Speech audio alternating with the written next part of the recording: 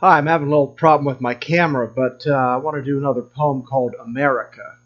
It's a rather long narrative poem, not too long, but if you like, or if you don't like long poems or narrative poems, then you can pass on this one.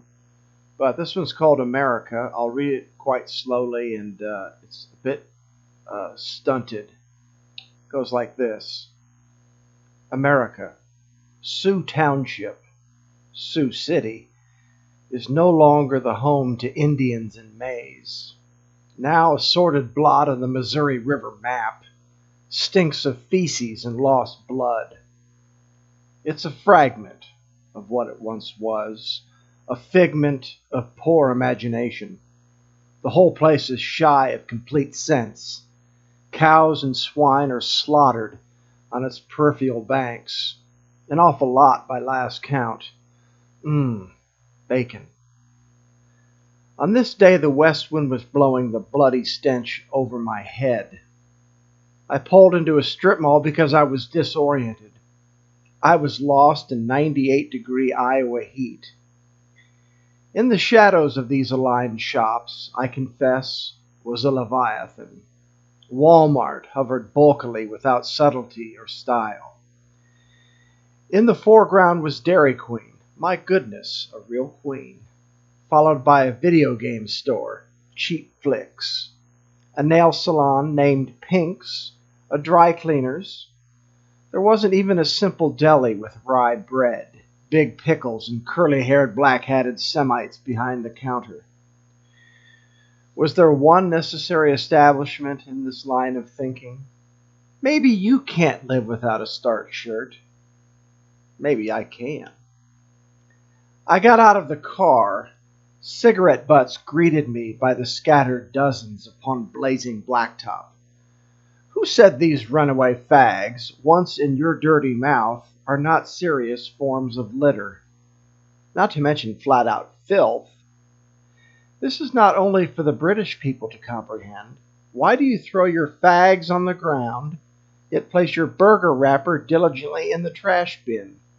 What's the difference? Cigarette butts on the ground, a half-smoked fag on the blacktop? It's clear. It's dirty. It's dumb. Yet, what's the problem with me telling you what to do, how to act? If I were you, I might fire back. Some might even snap. Some might light up a fag and forget all about it. Fuck that. Fuck him. Poetry's for fags anyway. On the radio 3 minutes ago, the president was reneging on his promise to fire all parties who jeopardize the identity of spies. It's a twisted affair. Either way, am I naive, or do we still have spies? Aren't they confined to B movies, suspense novels? We still have books, don't we? Isn't this the best country on earth? Besides, who tries to qualify the juiciness of a perfectly ripe peach? What arrogant jackass makes such a claim? Are we better than the Chinese, the Russians, the Nigerians? Do we have spies? For real? For what purpose? To spy? I have no idea, nor do I care to address insoluble asinine comments heard on the radio by one named Rush. By the way, is that a fake name? Rush? Maybe it's just a nickname for a fat person. I have no idea. Anyhow, that was a long time ago. I figured the president and Mr. Dick C. had a deep sense of irony and humor back then, and this whole affair was a joke dream. It better be, or they might, in fact, be wicked, in the biblical sense. That kind of reasoning at least keeps me from the local abattoir and the sanitarium atop the craggy hill. You must give credit where credit is due. That means to all parties. There must be profit in it as well as real price there might be to pay. And these two men of the Lord, they claim, are indeed bemusing the amused. George and Dick are laughing. I can hear the faint giggles out of Texas right now. Ha ha ha. Glancing up at the plastic marquee, I failed to relate Ed's Pool and Spa on the strip mall's north end. Again, another indispensable business within the best country in the world.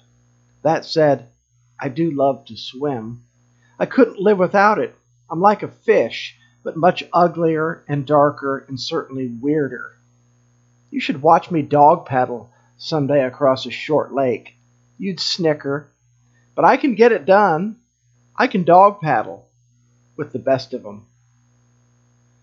I now wonder what it was like to my back 150 years ago.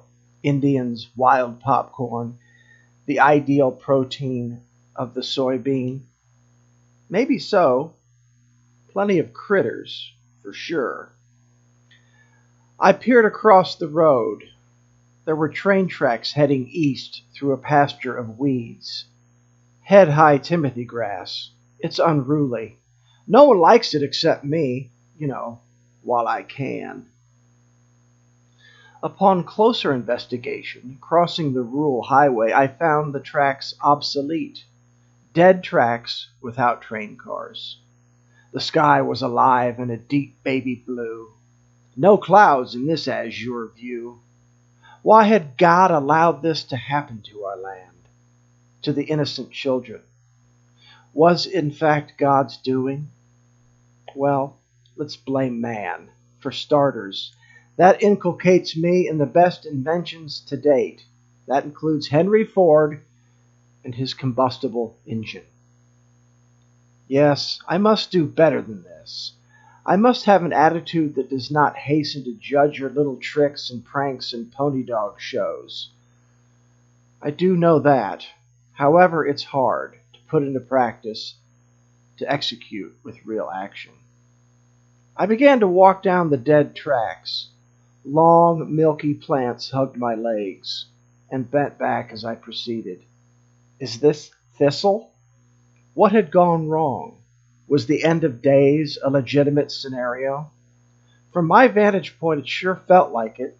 I was meandering down a deceased train line to nowhere. After a considerable sojourn on the abandoned railroad, wormwood hugged my legs. That did it. Wormwood. That was enough, so I made my way back to the automobile. I had nothing to sell these people. I could tell. I was a salesperson with nothing to sell. My day was done. My days are numbered. Just then an old lady hobbled out of the fabric store. Oh yes, I forgot. Mary's Fabrics. She was cute in her cheap clothing. I prayed to Jesus for her. I swear to you I did. I was befuddled, and it was very hot. I confess, but I did pray for her as she wobbled with her needles and yarn and thimbles in hand, in a bag, inside plastic. I don't know exactly why or what I prayed for. However, I do know the only person I pity is right here. So I go back to the car. I turned off the radio for good. I continued driving alone along the paved road, waiting for a miracle, though not expecting to find one.